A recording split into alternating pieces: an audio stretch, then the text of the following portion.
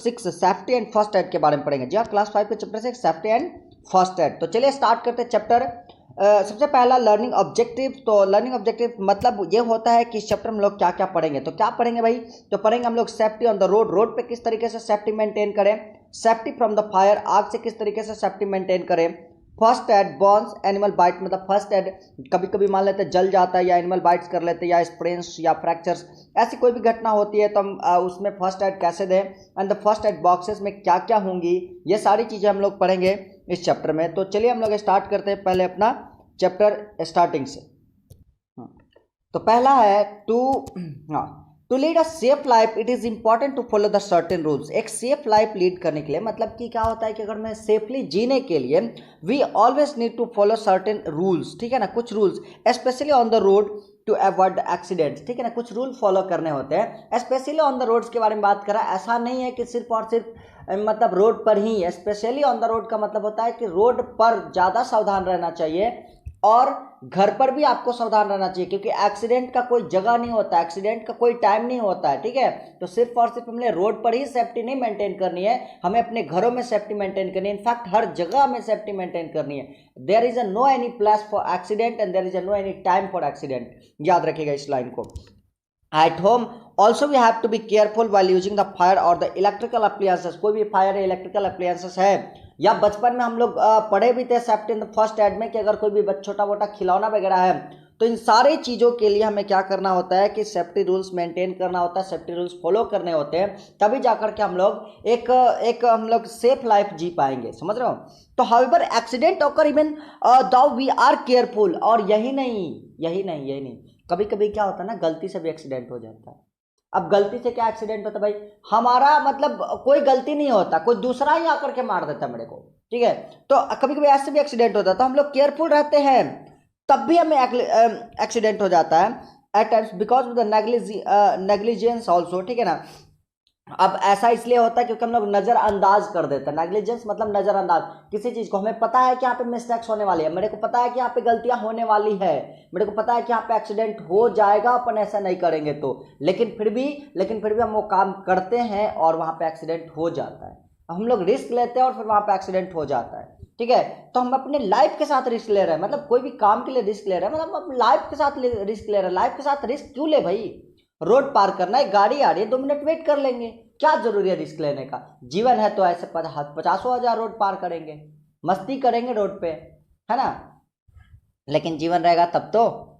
चलिए आगे हम बात करते हैं safety on the road. Road पे क्या क्या सेफ्टी मेंटेन करनी चाहिए। तो चलिए मैं आपको बता दूं, रोड पे traffic rules are made for the safety of the commuters on the road. Safety rules उनके लिए बनता है जो रोड पे चल रहे होते हैं, जो रोड के लिए बने होते हैं लोग, ठीक है ना, उन सबके लिए सेफ्टी रूल्स, ट्रैफिक रूल्स बने हुए होते हैं, ताकि उनको जो रोड पे चल रहे होते हैं उन सबके लिए ट्रैफिक रूल्स बने होते हैं। जरूरी नहीं कि इंसान जो चलने वाले हैं, जो गाड़ी चल रही होती है, जो रिक्शे चल रहे हैं, हर इंसान के लिए ट्रैफिक रूल्स बनाए जाते हैं, हर लोगों के लिए, हर व्हीकल्स के लिए ट्रैफिक रूल्स बना हुआ होता है, ठीक है। तो but people are in the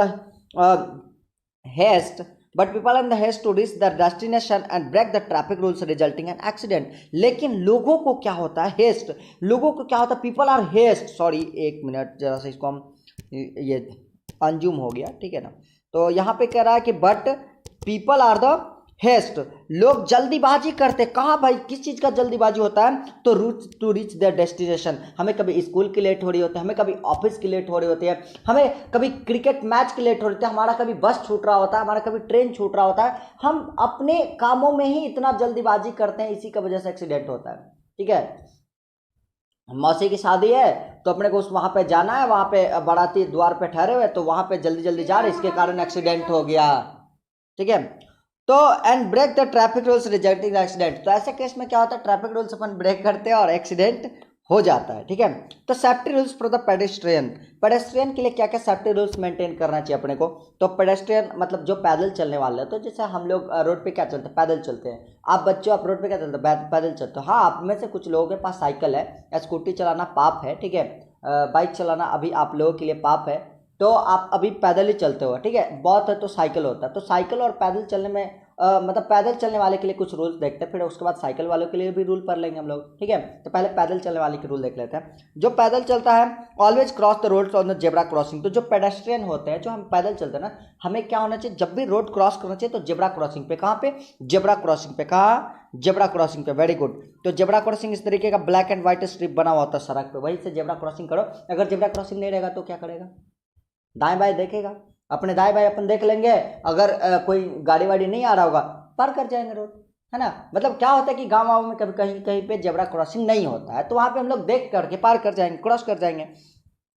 cross the road when it is green light for the pedestrian. और रोड तभी क्रॉस करो जब ग्रीन लाइट जल रहा हो। क्या? ग्रीन लाइट जल रही हो, जब हरी बत्ती जल रही हो तभी हमें रोड क्रॉस करनी चाहिए। अगर लाल बत्ती जले तो रोड क्रॉस नहीं करनी चाहिए।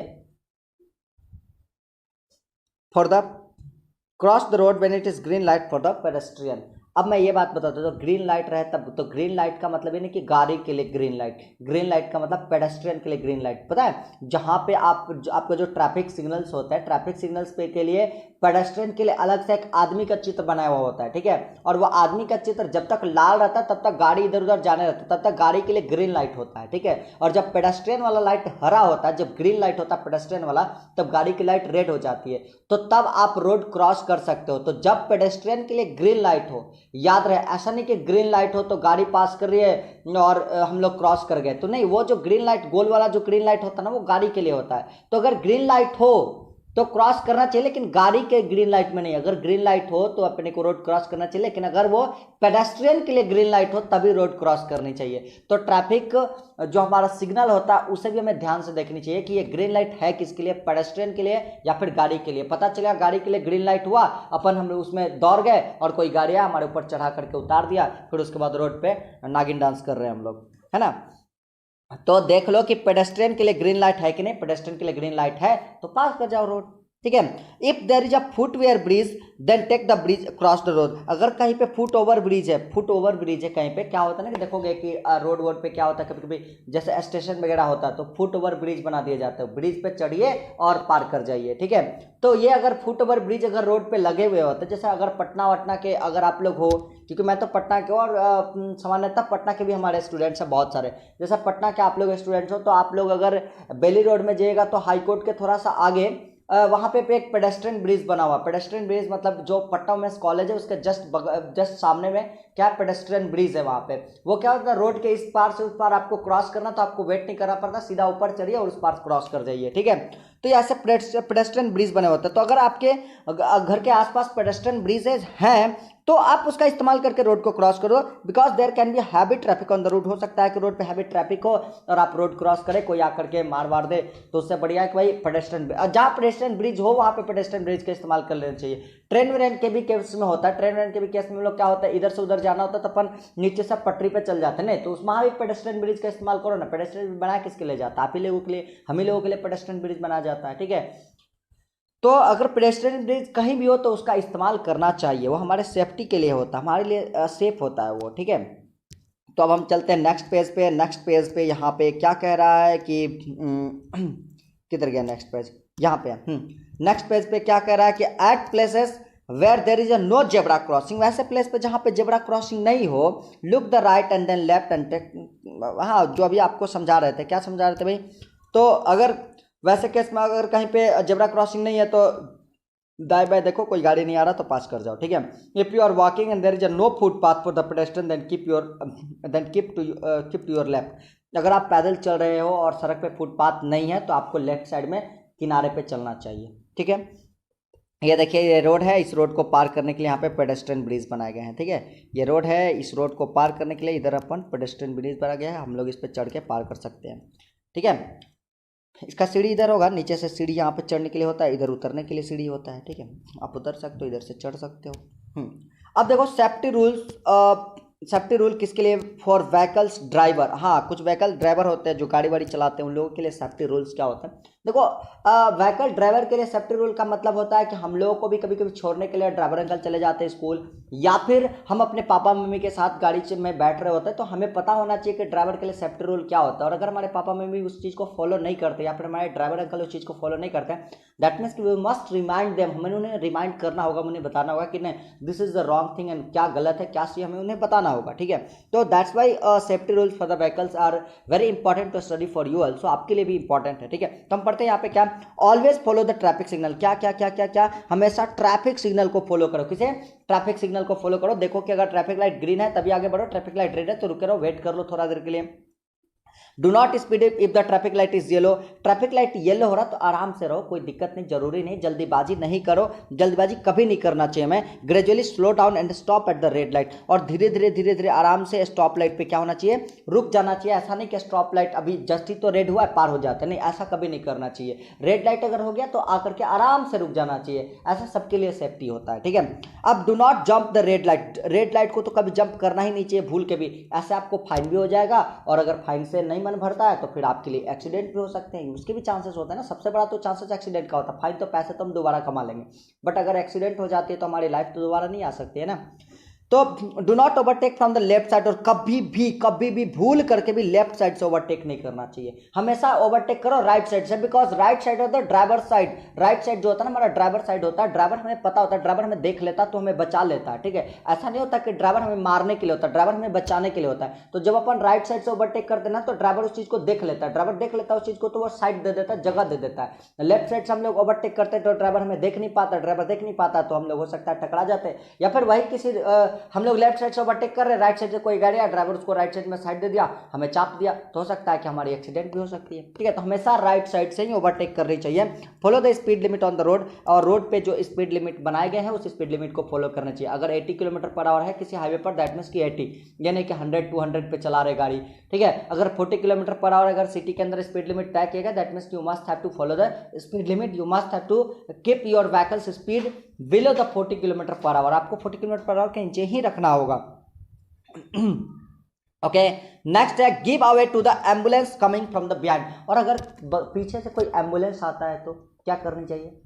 क्या करनी चाहिए? साइड देनी चाहिए। हाँ, वेरी गुड। अगर पीछे से कोई भी एम्बुलेंस आए ना हमारे पास तो हमें उसको साइड देनी चाहिए। क्यों साइड देनी चाहिए भाई? क्योंकि देखो एम्बुलेंस में क्या होता है ना, बहुत सीरियस केस होता है, उसके अंदर बहुत ऐसे मरीज होते हैं जो कि सीरियस मरीज भी होते हैं, तो उन्हें ऐसे केस में क्या कहते हैं, इमरजेंसी सिचुएशंस होती है तो उन्हें एक एज ए ह्यूमैनिटी के तौर पर भी हमें क्या कर देनी चाहिए? साइड देनी चाहिए। कभी भी एम्बुलेंस से खेल नहीं खेलना चाहिए, कभी भी एम्बुलेंस को साइड नहीं दे करके अपने आप को बड़ा नहीं समझना चाहिए, हमेशा एम्बुलेंस को साइड देना चाहिए। अगर आपके पप्पी मामा पापा मम्मी या फिर ड्राइवर अंकल किसी एम्बुलेंस को साइड नहीं दे रहे तो उन्हें रिक्वेस्ट करो कि एम्बुलेंस को साइड दे दें। ठीक है, तो कभी भी एम्बुलेंस अगर आ रही हो सड़क पर तो उसे साइड देना चाहिए। जितनी मदद आपको हो सकती है, जितनी हेल्प आप कर सकते हो उतनी हेल्प करनी चाहिए लोगों को। ठीक है, तो आगे है कुछ यहाँ पे ट्रैफिक मतलब जो सिग्नल्स है जो कि ऐसे इस तरीके के लगाए जाते हैं। ठीक है ना, ट्रैफिक सिग्नल्स रोड पे, तो इन सब चीज़ों के बारे में पढ़ लेते हैं कि ये सब चीज़ का मतलब क्या होता है। देखो ना, हम लोग रोड पे चलते हैं तो रोड पे चलते तो इस तरीके के साइन लगे होते हैं, इस तरीके के साइन बोर्ड लगे हुए होते हैं हमारे रोड पे। ठीक है, तो इस तरीके का साइन बोर्ड का मतलब क्या होता है? साइन बोर्ड एक्चुअली करता क्या है? साइन बोर्ड हमें बताता है, ये हर एक साइन बोर्ड का एक मतलब होता है। वो मतलब क्या होता है साइन बोर्ड का?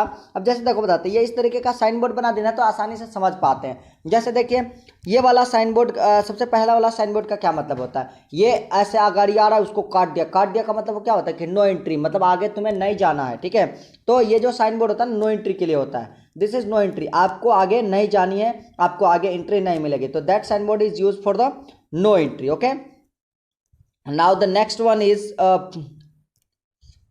One is left turn prohibited. देखो यहाँ पे क्या हो रहा है, लेफ्ट टर्न दिया गया है, अब लेफ्ट टर्न इधर दिया गया है तो लेफ्ट टर्न आपको नहीं लेना है, लेफ्ट टर्न प्रोहिबिटेड, तो इसलिए उसको क्या कर दिया गया? काट दिया गया कि आपको लेफ्ट टर्न नहीं लेनी है। कोई भी टर्न दे दिया, जैसे इधर दे दिया, इसको ऐसे गोल करके काट दिया, मतलब आपको इस टर्न में नहीं लेनी है। अगर ऐसे राइट टर्न कर दिया और आपको ऐसे गोल काट दिया, मतलब क्या करना चाहिए कि आपको राइट टर्न नहीं लेनी है। ठीक है, वही चीज आपको बात बता रहे हैं यहाँ पे जेंटल कर्व, अगर इस तरीके का ट्रायंगल बना दिया, ट्रायंगल बना करके उसके ऊपर आगे कर्व बना दिया, मतलब कि आगे जो है ना जेंटल कर्व है, गाड़ी को स्लो डाउन कर लीजिए, आगे क्या है? कर्व है, क्या होता है अमूमन हम लोग हाईवे पर पता चले तो हमें पता नहीं चलता कि आगे कर्व है कि क्या, आगे रास्ता का कैसा नया रास्ता होता है, तो वहाँ पे ये ट्रैफिक सिग्नल हमें बहुत हेल्प करते हैं। ट्रैफिक सिग्नल में बता देते हैं कि आगे कर्व है तो हम गाड़ी को स्लो डाउन कर लेते हैं और आराम से कर्व पे मोड़ लेते हैं, नहीं तो वहाँ भी एक्सीडेंट हो सकता है। और उसके बाद क्या हो रहा है, कंपलसरी कीप राइट, और इसका मतलब होता है कि ये अगर सिग्नल कहीं पे है तो कंपलसरी कीप राइट, मतलब आप राइट में ही रहो, this is compulsory for you, this is important, एक आपके लिए कंपलसरी आदेश है कि आप राइट साइड में ही रहो, आप लेफ्ट साइड में नहीं जा सकते हो। तो this is the symbol that compulsory keep right में ही रखो अपने आप को।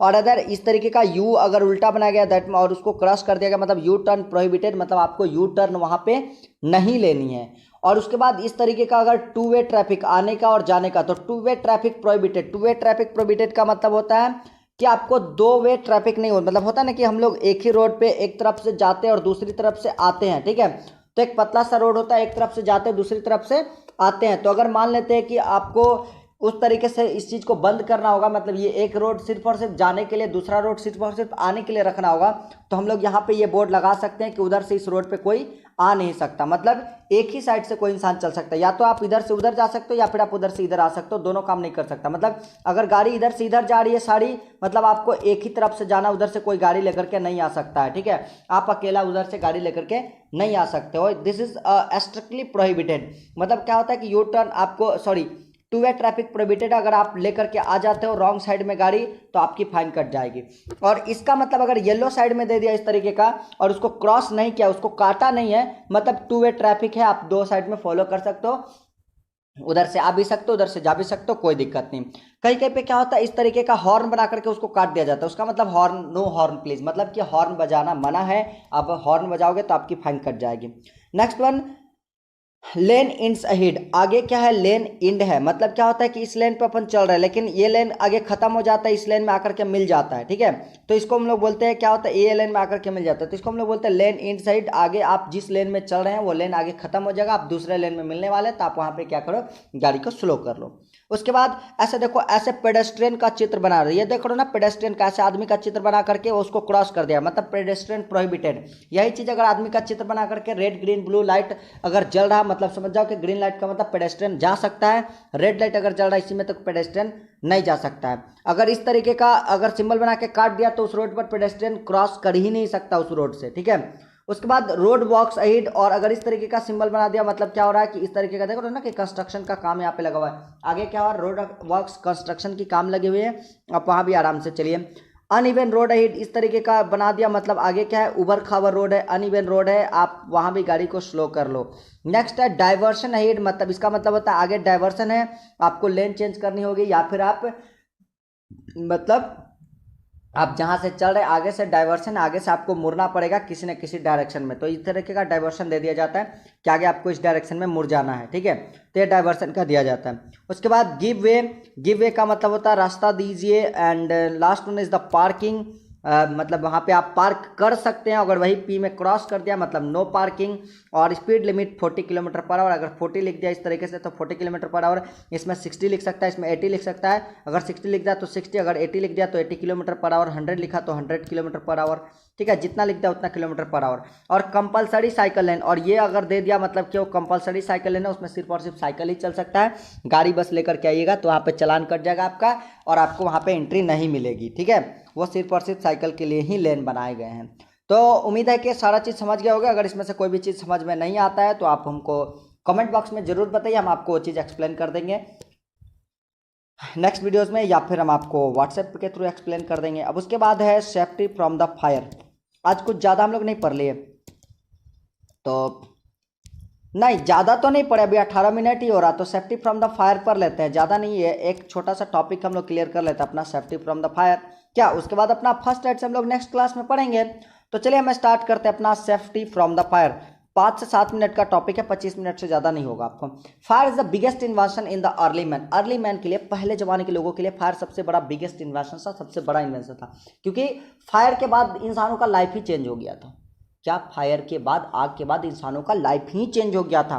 Fire makes so many things possible, but if you do not use the fire with the safety, fire बहुत सारे चीज को पॉसिबल बना दिया, बहुत चीज़ों को पॉसिबल बना दिया हमारे लिए फायर, ठीक है।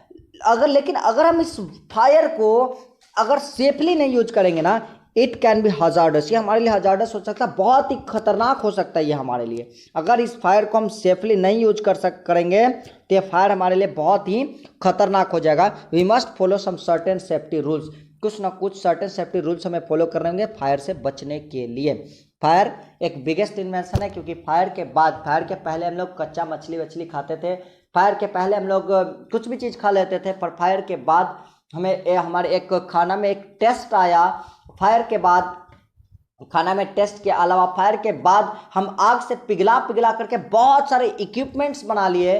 फायर के बाद बहुत सारे ऐसे टूल्स बना लिए जो कि बहुत बड़े बड़े मतलब कहें तो एरोप्लेन या फिर बहुत सारे चीज़ों को बनाने में मदद करता है, बहुत सारी चीज़ों को बनाने में हेल्प करता है। तो फायर की वजह से बहुत चीज़ हम लोग सीखे, बहुत चीज़ हम लोग बनाना फायर के वजह से पॉसिबल हो पाया है। तो एक बहुत ही बड़ा इन्वेंशन था अर्ली मैन के लिए। लेकिन हम बात करते हैं कि फायर को यूज करते समय क्या क्या सेफ्टी मेंटेन करनी चाहिए। सबसे पहला, do not play with the fire, आग से तो कभी खेलना ही नहीं चाहिए। जैसे कभी हम लोग क्या करते हैं कि अपन लुकारी उकारी भाजते इधर उधर फेंक देते हैं, तो इन चीज़ों से आग से कभी नहीं खेलनी चाहिए, ठीक है, आग से नहीं खेलनी चाहिए। Okay, do not light the candle yourself, खुद से कैंडल जलाओ नहीं, ask your elders to help you, candle खुद से नहीं जलाना चाहिए, तुम्हें अपने एल्डर्स को बोलनी चाहिए, एल्डर्स के मदद से कैंडल वगैरह को जलानी चाहिए, कैंडल वगैरह को लाइट अप करनी चाहिए। Do not wear synthetic cloth, synthetic cloth नहीं पहननी चाहिए while firing the crackers, crackers को जलाते समय सिंथेटिक कपड़े नहीं पहनने चाहिए। आमतौर पर हम लोग कभी कभी सिंथेटिक कपड़े पहन लेते हैं, जैसे छठ वट में सिंथेटिक कपड़े हम लोग पहन लेते हैं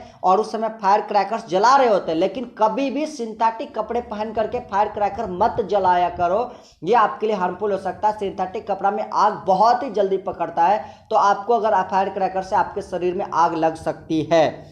उसके बाद always wear cotton cloth during the fireworks, आग का काम हो, फायर वर्क्स हो, कोई भी फायर वर्क्स हो, तो वहां पे हमेशा कॉटन क्लॉथ्स अपने को पहननी चाहिए। और synthetic and nylon clothes catch fire easily, synthetic और नायलॉन क्लॉथ क्या हो जाता है, बहुत आसानी से आग पकड़ लेता है उसमें, तो कभी भी सिंथेटिक नायलॉन क्लॉथ्स को नहीं यूज करना चाहिए, हमें कॉटन क्लॉथ्स का इस्तेमाल करना चाहिए। कभी कभी किचन में भी क्या होता है ना कि लोग सिंथेटिक साड़ी वगैरह पहनते हैं, हमारी मम्मी और साड़ी से ही अपने बर्तन वर्तन कुछ भी चीज़ को गैस पर से उतार देती हैं। तो कभी भी इस तरीके की गलती नहीं करनी चाहिए, क्योंकि हो सकता है कि आपकी साड़ी वगैरह में आग लग जाए गैस से, क्योंकि सिंथेटिक कपड़े में बहुत जल्दी आग लग जाती है, ठीक है। तो कॉटन क्लॉथ्स का ही हमेशा इस्तेमाल करना चाहिए, सब चीज़ों के लिए अलग कपड़े का इस्तेमाल करना चाहिए। Gas should be switched off after the use, use के बाद गैस का रेगुलेटर बंद हो जाना चाहिए। गैस स्विच ऑफ का मतलब उसके रेगुलेटर बंद हो जाने चाहिए। In case of the gas leakage, अगर गैस लीकेज हो रहा हो, do not light up fire near the cylinder, तो सिलेंडर के आसपास कभी तो आग नहीं जलानी चाहिए। अगर गैस लीकेज हो रहा हो तो उसके आसपास अगरबत्तियां नहीं जलानी चाहिए, उसके आसपास मैसेज स्टिक नहीं जला सकते, उसके आसपास लाइटर नहीं जला सकते, उसके आसपास कोई भी चीज नहीं जला सकते हो। अगर आपका गैस लीक कर रहा है मतलब कि आपको गैस लीकेज की स्मेल आ रही है तब। Open the door and Windows of the kitchen and call for help, मतलब अगर आग लग जाए गलती से तो डोर और विंडोज को खोल दो, डोर और विंडोज को, खिड़की और दरवाजे को खोल दो। जितना खोलोगे घर के अंदर धुआं कम बढ़ेगा, धुआं कम बढ़ेगा तो इंसानों की जान बच जाती है। इससे जान लीजिए कि 80% लोग धुआं से मरते हैं, आग से नहीं मरते, धुआं से मरते हैं, आग से नहीं मरते हैं। तो खिड़की दरवाजा हमेशा खोल दीजिए अगर घर में आग लग जाए तो, इससे आपका धुआं नहीं होगा, धुआं से आप मरोगे नहीं। उसके बाद of the kitchen and call for the help, और लोगों को हेल्प के लिए चिल्ला सकते हैं आप नीचे, वहां से हेल्प करके जोर से चिल्ला सकते हो, जहां से आपको लोगों की मदद मिलेगी। जितने लोगों को आप बुला सकते हो हेल्प के लिए बुला लेना। In case of the electrical short circuit of the fire, अगर मान लेते हैं आग लग जाती है लेकिन गैस से नहीं, अगर शॉर्ट सर्किट हो जाता है, बिजली से आग लग जाए, इलेक्ट्रिसिटी से आग लग जाए, तो क्या करोगे? Switch off the main switch, main switch को जाकर के बंद कर दो। मेन स्विच को होता है ना कि जहाँ पे मीटर लगा होता है बगल में मेन स्विच, मीटर के बगल में मेन स्विच होता है, या फिर एमसीबी होता है उसके बगल में, तो एमसीबी से जाकर के सारे एमसीबी को गिरा दो। Do not throw water instead of throw sand in the mud, और अगर बिजली से आग लगा हो तो पानी तो उस पर कभी गलती से भी मत फेंकना। क्या? पानी गलती से भी मत फेंकना अगर बिजली से आग लगा हो तो। मैं फिर से बोल रहा हूँ, पानी गलती से भी मत फेंकना अगर बिजली से आग लगा हो तो, या पेट्रोल से आग लगा हो तो, या केरोसिन से आग लगा हो तो। इससे आग और ज़्यादा बढ़ सकता है, आग इससे कम नहीं होगा। पानी से मारोगे तो फिर बाल्टी सहित तुम भी लटक जाओगे उसी में, ठीक है। तो instead of throw sand and mud, तो उसके बदले क्या करनी चाहिए? तो उसके बदले वहां पे मिट्टी फेंक दो, कीचड़ फेंक दो, लेकिन पानी कभी मत फेंको। Okay. In case of the fire cause by the petrol, petrol से भी अगर फायर होता है तो वहां पर भी सैंड मड का ही इस्तेमाल करना चाहिए, वहां पर भी आपको पानी नहीं फेंकना चाहिए, क्योंकि ये पानी पे फ्लोट कर जाएगा और जलते रहेगा और ज़्यादा आपको हार्म ही पहुंचाएगा। ठीक है, अब आगे हम बात करते हैं in case of fire in the building, अगर बिल्डिंग में आग लग जाए तो क्या करोगे। सॉरी किधर गया, हाँ, in case of fire in the buildings, अगर बिल्डिंग में आग लग जाए कॉल 101, कॉल 101 या 101 को आपको कॉल करना होगा फॉर द फायर इंजन्स के लिए, ताकि वो अग्निशामक जो गाड़ी होती है ना, वो घंटा मारते आता, वो अग्निशामक गाड़ी हमारा आ जाए, फायर ब्रिगेड की गाड़ी आ जाए और वो हमें बचा ले। Use the fire extinguisher of the installed in the building, building के अंदर जो फायर एक्सटिंग्विशर लगे हुए हैं उसका इस्तेमाल करो, घर के अंदर जो फायर एक्सटिंग्विशर लगा हुआ है उसका इस्तेमाल करो और आग के बुझाने की कोशिश करो, तब तक जब तक कि वो हमारा फायर ब्रिगेड वाली जो दमकल बड़ी बड़ी गाड़ियां होती है वो गाड़ी हमारे घर तक नहीं पहुंच जाए।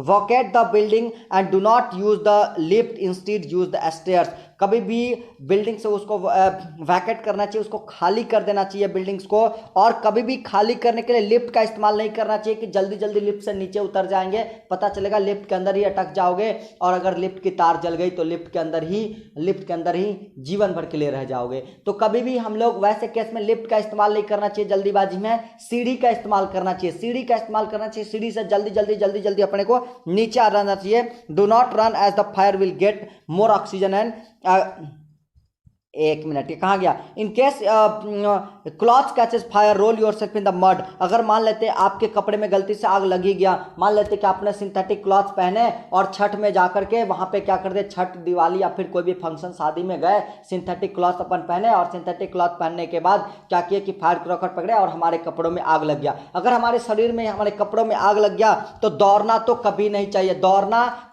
क्योंकि अगर आप दौड़ोगे तो वहां पर और ऑक्सीजन जाएगा, दौड़ोगे तो और हवा शरीर के अंदर जाएगा and the fire will get the aggravate, और फायर जो होगा हमारा और ही ज्यादा क्या हो जाएगा, हमारा फायर मतलब इंक्रीज कर जाएगा और हमारा शरीर बरीर जलने के चांस होंगे। तो क्या कर सकते हो वहां पे, तो आराम से चुपचाप जमीन के पे सो जाओ और रोल कर जाओ, वहां पे रोल कर जाओ, जमीन पे सारा आग बुझ जाएगा, जमीन पे रोल कर जाओ, कुछ दूर सारा आग बुझ जाएगा। तुम आराम से जमीन पे रोल कर सकते हो, मिट्टी पे रोल कर सकते हो, मड पे रोल कर सकते हो, पानी अगर हल्का हो, ठीक है ना, अगर आसपास स्विमिंग पूल है तो उसमें कूद सकते हो, कोई दिक्कत नहीं है, ठीक है ना।